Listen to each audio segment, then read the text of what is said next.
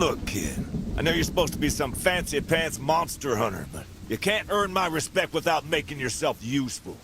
One of Warren's goons dumped a locked chest in the yard last night.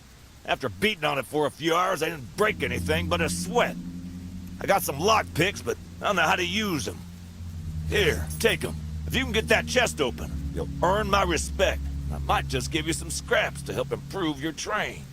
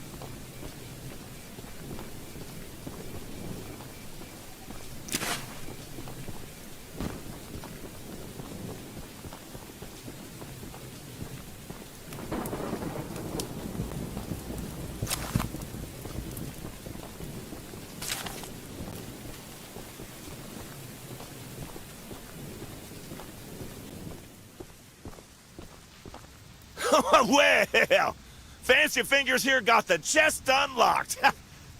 That's an odd-looking piece of junk you found inside there. Bit of a letdown, to be frank. You earned my respect, so here's some scraps, like I promised.